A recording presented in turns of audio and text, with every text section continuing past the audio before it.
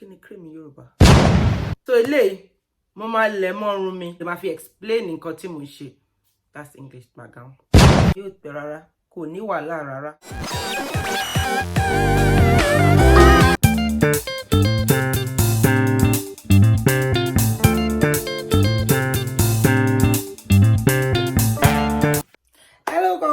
Welcome back to my channel.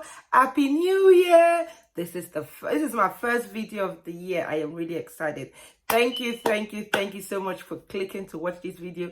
Thank you for subscribing. I have over 350 subscribers. Like, I am so grateful. Thank you so much. Thank you for watching my videos. Thank you for the love. Thank you for the comments. Thank you for the likes. Thank you for the share, for sharing my videos. Thank you for leaving comments. And if you're yet to subscribe, like, my name is Dele. I'm a Nigerian but London-based YouTuber. Welcome to my channel. So today's video is gonna be a tutorial with a difference. As you can tell, do you like my hairstyle? Do you like this? It is so pretty. Like my hairstyle? What do you think? You love it? Do you want to know how I achieved this? Then keep watching. It's gonna be a tutorial in Yoruba. Yeah, I've seen this video many years ago. I saw a makeup tutorial in Yoruba and I thought, wow, that's interesting. Then I've seen other tutorials, makeup tutorials in Yoruba, in Igbo, other languages, African languages, Spanish, French. I've seen a lot.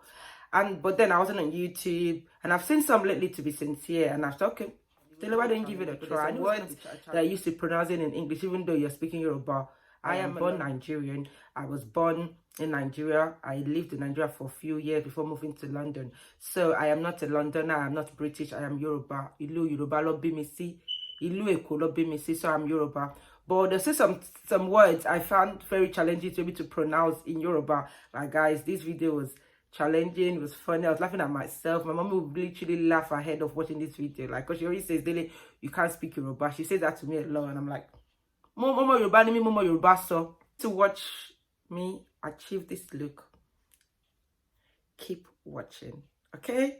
Do not forget to subscribe, like this video, share this video with your Nigerian friends. Would like to say a very big thank you to Adanna. She's a Nigerian YouTuber based in Canada. She did this tutorial last week or 2 weeks ago. This was cheap, like less than £10. I bought this extension, £2. I bought this cap, I got it 99p, and I think that was it. And the gel, I already had the gel already, but you know, less than £10. And look at it, looking at all glam. And imagine I had my makeup, dress, and everything. It will be so beautiful. Like I said, it's gonna be in Yoruba. The tutorial is gonna be in Yoruba. Then keep on watching. Do not forget to subscribe, like, share. I'm gonna go straight to Yoruba, and that's it. You ready, guys? You ready, guys? Ẹ káàárọ̀, ẹ káàsán, ẹ káalẹ́. Àárọ̀ ló jẹ́ níbi tèmi wà ńsìn. Orúkọ mi ni Dele. Ìlú London ni mò ń gbé. Although, that's English, Dele. I don't know what to say although is. I don't know what is although in Yoruba. Yoruba jile ni mi, ìlú Èkó ló bí mi sí. Àwọn òbí mi Ondo ló ti wá, but Èkó ló ti tọ́ mi. Èkó ló bí mi sí, Èkó ló dẹ̀ ti tọ́ mi. Ti tó wá sí ìlú London. So ìlú London mò ń gbé ńsìn, but ọmọ Yoruba ni mi. Yoruba ló fi kọ́ mi. Àti of Yoruba àti English kọ́ mi. Méjì mo understand that. Méjì mo gbọ́ dáadáa. Méjì mo gbọ́, méjì mo dẹ̀ lè sọ. Mo máa ṣe lónìí. Yoruba mo dẹ̀ máa fi sọ. Yoruba mo dẹ̀ máa fi explain nǹkan tí mo ṣe. That's English. Guys, it's not easy. I really just started and I'm already speaking English. Tẹ́tí rí tí mo kọ́ show ní ìbẹ̀rẹ̀ àwòrán yìí. Àwọn nǹkan tẹ́ máa ní ìdílé láti lè ṣe hairstyle yìí. So, nǹkan tó bá kọ́ nídìí pé ẹ nídìí gel, nǹkan tó yìnbó ń pè ní gel. Jẹ́ ó máa lè lẹ́run mi mọ́lẹ̀, kí irun mi lè lẹ̀ mọ́lẹ̀ láti lè ṣe irun tí mo fẹ́ ṣe. Ẹ also máa ní nǹkan tó yìnbó ń pè ní mousse. So that lè jẹ́ kí irun yẹn lẹ̀ mọ́lẹ̀ dáadáa. Tí má ti ń ṣe ẹ máa rí nǹkan tí mò ń sọ. Then irun mi mo fọ lánàá àbí jẹta. Mo kò bá sáré pa kó lè rọ̀ dáadáa so that má lè lẹ̀ mọ́lẹ̀ dáadáa. So nǹkan tí máa ń lò lélẹ̀ kò méjì tí máa ń lò láfi parun mi. Tó máa yẹ kó rọ̀ kó dẹ̀ máa dán. Kò méjì máa ń dà wọ́n pọ̀ ni. Eléyìí tí mo ti dà sínú already bí lánàá àbí jẹta mo rántí.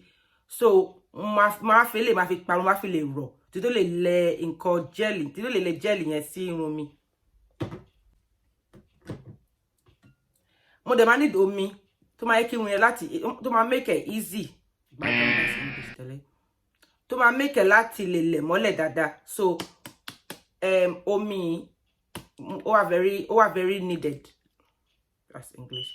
What's needed? Oh, I don't know what needed is, but omi mo máa lò.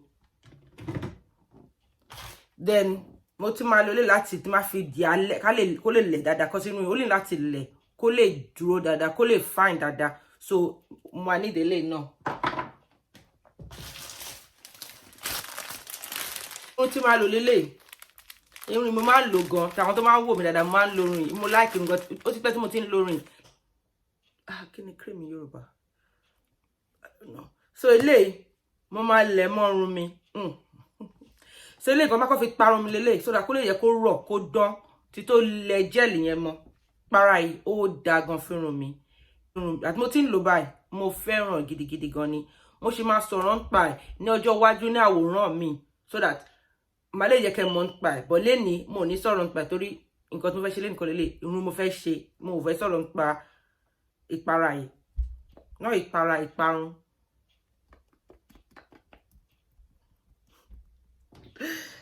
Guys, do not forget to leave a comment. Like this video, share it. I'm trying my best, guys. It's not easy. It is very challenging. I knew it was going to be a challenging video for me, but I thought to do it. So Nisi, bye, guys. Keep me, mama, that's it. Irun mi kó lè kí irun mi rọ̀, kó lè lẹ̀ mọ́lẹ̀. Because I'm doing what I say. Irun tó lè wá fi fún wa yìí, ó kì í gbà mí, ó kì í ṣe mọ̀. So omi á jẹ́ kó rọ̀ pẹ̀lú nǹkan tí mo ti fi pa lẹ́ẹ̀kan yẹn àti gel tí máa lò gbẹ̀lú máa yẹ kó rọ̀ sí kó lè lè.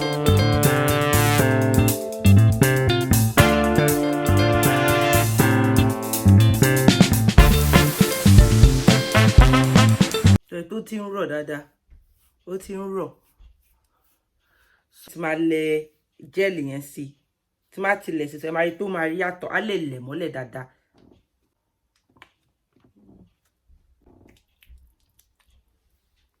Ọwọ́ mi máa ń lò láti fi kọ́kọ́ bẹ̀rẹ̀ náà. Torí ó rọrùn fún mi bẹ́ẹ̀ yẹn. Àwọn míì wọ́n máa kọ́kọ́ lo everybody yàtọ̀. Kò tẹ́ everybody máa ń ṣe. Ṣó yé yín bẹ́ẹ̀ yẹn.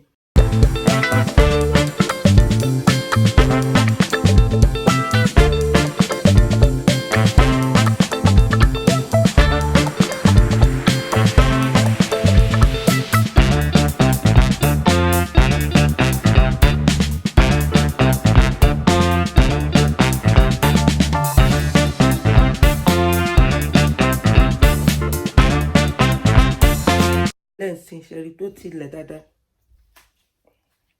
Ẹ kì í show yín lẹ́yìn so that kẹ́ lè understand nǹkan tí mò ń ṣe lẹ́yìn. Kò ní dákẹ́kọ̀ọ́ máa rí wájú nìkan.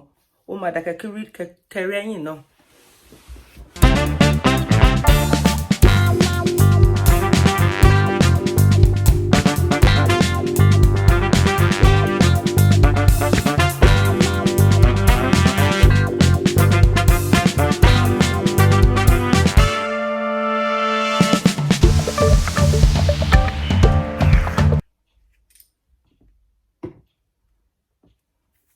Ó dẹ̀ rún dáadáa. N kò fẹ́ fi sí kódà kí irun yẹn lè lẹ̀ mọ́lẹ̀ sí dáadáa.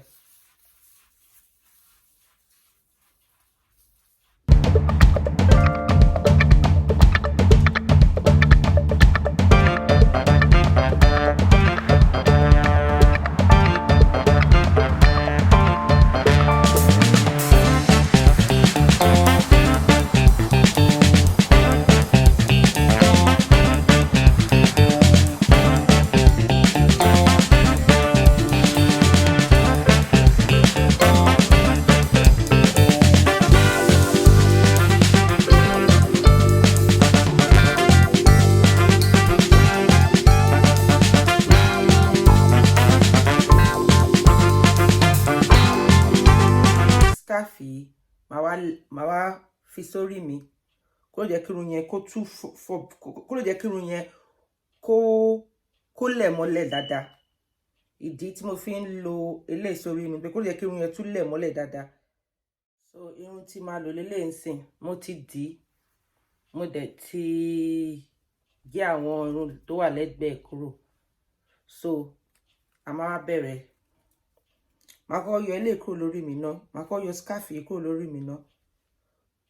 So màá lè mú. So irun yìí, ẹ máa mú irun yìí báyìí. Irun yìí, ẹ máa attach ẹ mọ́ irun yìí.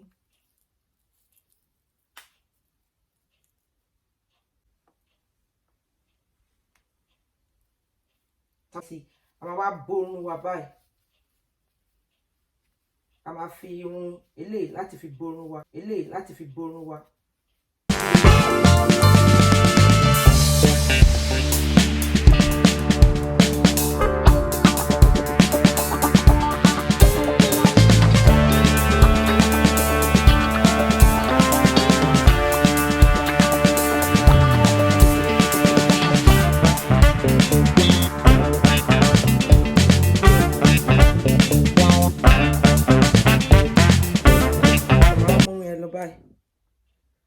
Kó lọ báyìí. Kó lọ báyìí. Ṣé rí pé kò le rárá. Bọ̀ ó sì máa kù díẹ̀ bọ̀.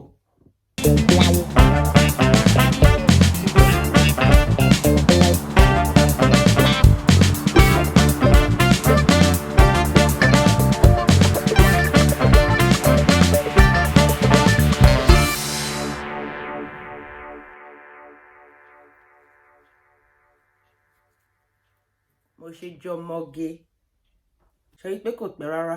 Mo ṣe jọmọge. Ẹ wò tó ṣe dúró gẹ́ngẹ́ngẹ́ lórí mi. Irun yóò pẹ́ rárá. Kò ní wàhálà rárá. Kò ní wàhálà rárá. Kò dẹ̀ pẹ́.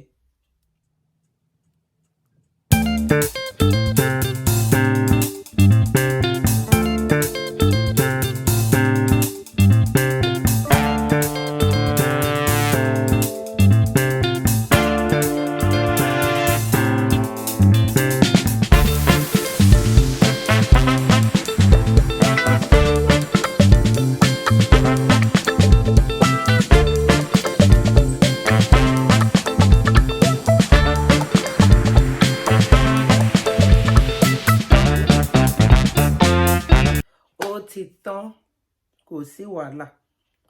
Mo really fẹ́ràn ẹ̀. Mo lè wọ́ lọ́bi iṣẹ́ kan sí irun ṣọmọ. Àwa nurse, wọn ò fẹ́ kí irun kó máa kọ̀ wá lọ́rùn. So irun báyìí, àwọn ọ̀gá mi máa fẹ́ràn ẹ̀ dáadáa. Ojúmọ́ ń sọ fún mi pé Ayọ̀délé kó rẹ sókè. Irun kó rẹ sókè lójúmọ́ lọ́n fún mi wàhálà. Bọ̀ ilé ìbá wọ́n máa fẹ́ràn ẹ̀ ni. Torí pé kò kàn mí lọ́rùn. So mo fẹ́ràn ẹ̀ gidi kó yọ mí lẹ́nu. Kọ́sí àwọn irun mi ti máa ń ṣe tí ẹ máa ń rí lórí àwòrán mi. Wàhálà àwọn irun yẹn pọ̀. Kò kọ̀ yé yín ni. Torí pé èmi mò ń ṣe tí mo ṣe edit ẹ lè mọ̀. Bọ̀ ilé kò yọ mí lẹ́nu rárá. So ó ti tán nìyẹn o. Ó ti tán nìyẹn. So tẹ́ máa fẹ́ràn irun yìí, ẹ jẹ́ kí n mọ̀. Kẹ́ fi kọ́mẹ̀ntì lẹ̀. Kẹ́ fẹ́ràn ẹ̀. Kẹ́ fi wọn àwọn èèyàn tó fi pé wọ́n máa like irun yìí. Kẹ́ dẹ̀ subscribe. Tẹ́ máa ti subscribe. Orúkọ mi ni Délé. Thank you so much for watching my video. See you in my next video. Bye bye.